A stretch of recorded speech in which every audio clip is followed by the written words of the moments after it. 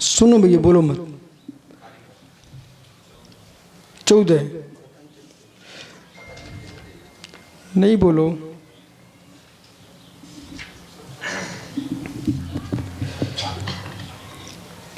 पूर्व में कह दिया सत्य धर्म है, ऐसे असत्य भी धर्म है।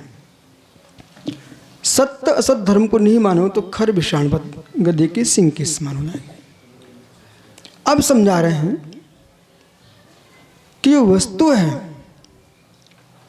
वो अस्तित्व से इष्ट है, सत्य से इष्ट है, असत से भी इष्ट है, पर एक शब्द आप बोलो कुछ भी तो उन्होंने कहा क्रम से सत्य है, असत्य है, उभय है, अवक्तव्य है।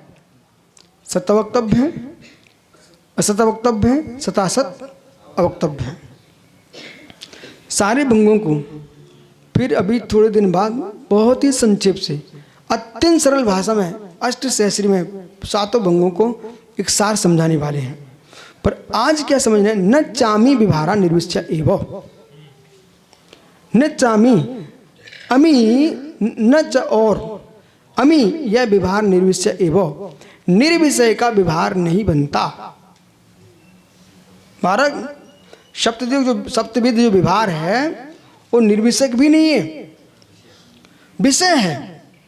जो अस्ति नास्ति अवक्तव्य आदि भंगों का जो कथन चल रहा है वो निर्विषय नहीं है, विषय है। जो हमने 3-4 दिन पहले आपसे कहा था, अवक्तव्य जो है ना वो निर्विषय नहीं है, विषय युक्त है। शंका है, निर्विषय नहीं है, विषय युक्त है। अब कैसे विषय युक्त है उसकी बड़ी सुंदर पंक्ति सुनिए आप। वस्तु, यहां रुको, वस्तु इतना शब्द सुनो, प्रतिपत्ति, आनंद आ गया। वस्तु प्रतिपत्ति मतलब प्रतिपत्ति, वस्तु प्रतिपत्ति, वस्तु प्रतिपत्ति, वस्तु प्रवृत्ति, वस्तु प्राप्ति। अब सुनिए 3 शब्द पर ध्यान रखना, वस्तु सब जगह लगाना। वस्तु प्रतिपत्ति, वस्तु प्रवृत्ति, वस्तु प्राप्ति। वस्तु पहला क्या है? प्रतिपत्ति। इसका मतलब सुनिए ध्यान से, वस्तु पेंसिल प्रतिपत्ति, वस्तु पेंसिल, वस्तु पेंसिल प्रवृत्ति, उसके लिए प्रवृत्ति, वस्तु प्राप्ति, प्राप्ति बराबर। तो ज्ञान अथवा कथन,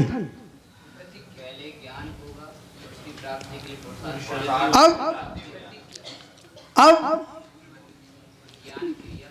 तो वस्तु का ज्ञान, प्राप्ति का उपाय और प्राप्ति, उसके लिए आपको सप्तभंगी का प्रयोग करना पड़ेगा।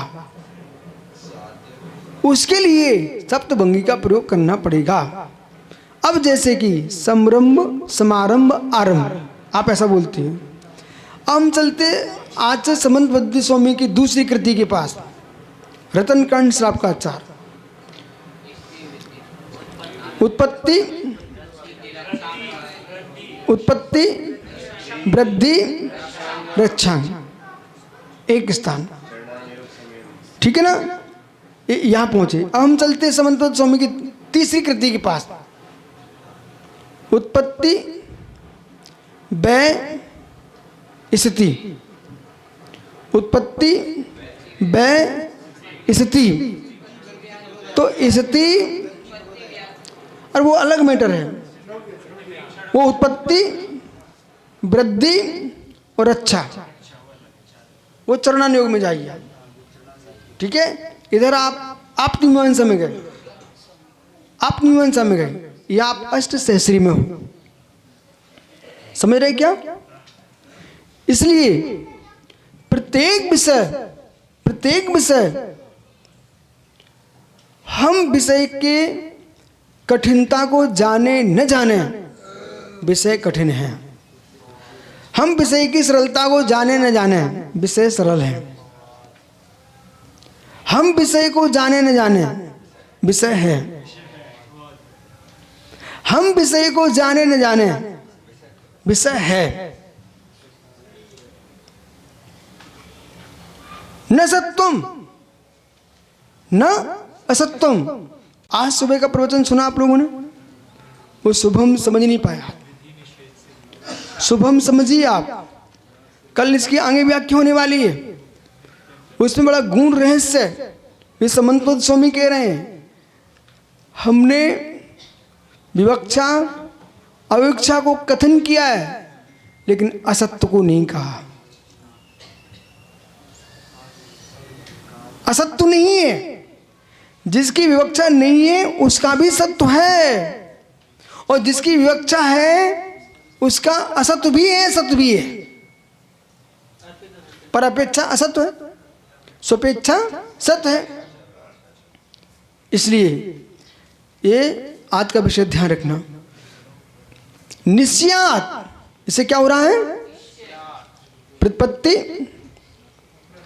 प्रवृत्ति, प्राप्ति। निश्चयात, इसका निश्चय होने से तथा विद रूपादि व्यवहारवत, उसी प्रकार से रूपादि के व्यवहार के समान। पुनः आइए विवर्धन सागर जी, देखना एक इसका रंग कैसा है। चलो, ये क्या हुई? प्रतिपत्ति। अच्छा, इसको ग्रहण करो ना, अभी रुको, आप ग्रहण करोगे ना,